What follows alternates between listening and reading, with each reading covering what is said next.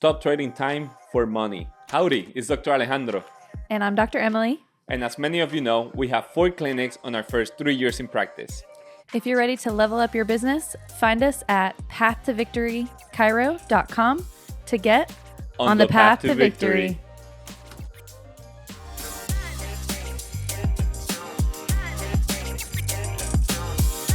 I didn't understand this concept, and honestly, I still struggle with it. And I know you're going to talk about that, but I want to start with my dad. He never learned how to use a lawnmower. Okay, and I used to make fun of him because, like, as a guy, like, you know, everyone is like, I'm gonna cut the grass this weekend. You know, I'm doing men thing, and I'm like, Dad, we're like, why don't you do it? Like, you know, like, don't you want to like help the house? Or why don't you do it? Like, that's a men thing. And it's like, you know what? It's not a men thing. It's a men thing if you want to look at it like that. But if I say yes to cutting the grass, I'm saying no to go to your basketball games. I'm saying no to spend the weekend with you guys. Mm-hmm. He's working Monday to Friday, so Saturday and Sunday was the only days off. Do you imagine him like cutting the grass all day long on a Saturday and we don't spend that time? Mm-hmm. You know, I'm not going to remember all the times that he cut the grass to be a man, you know, but I'm going to remember all the games he went with me, you know, all the fun time that we had. And he was paying literally in that time and still paying that same amount, $30 like a month to cut the grass. So if you do the math, you know, like you're saving a lot of time and money in that aspect. So I learned that as a kid. I don't know how to use a lawnmower yet to this point. And there's nothing wrong with that. One of the doctors, I want to share a story of a Victory specific doctor. He told us on a weekly call that he had gone 2 hours to drive to pick up his son because his son's car had broken down while he was away at college. Mm-hmm. And then 2 hours back in the same day. Luckily, that was outside of patient hours. It didn't affect any of his business. But we had to break that down a little bit with him. We said, okay, so you spent 2 hours on a drive, maybe an hour fixing the car, getting it to where you need to go, and then another 2 hours. That's 5 hours in total. What could you have been doing for those 5 hours? And that's not to say he doesn't care about his son. He doesn't love his son. He wants the best for his son. He doesn't want his son in danger, of course, right?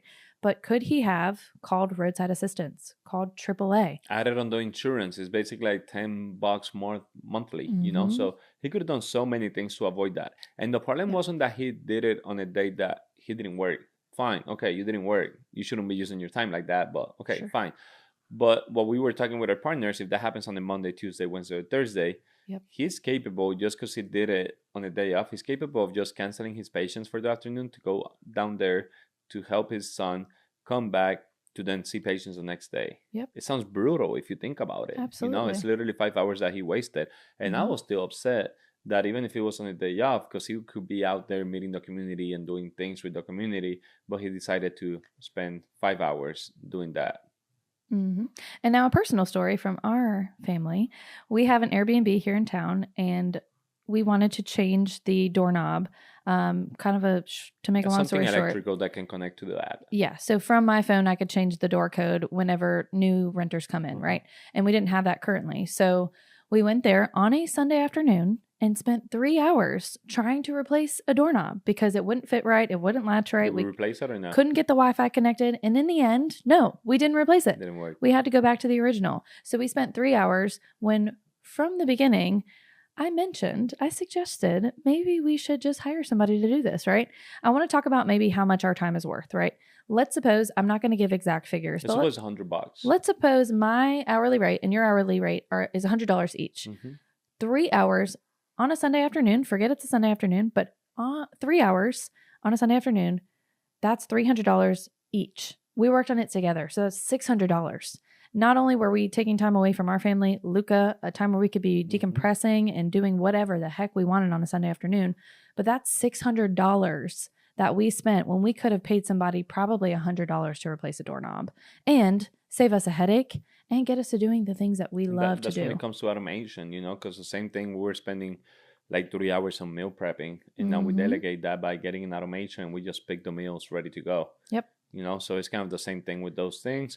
It was my fault. I didn't listen to you. I was thinking I was going to be a great man by putting a doorknob. I hate it. every second of it. Yep.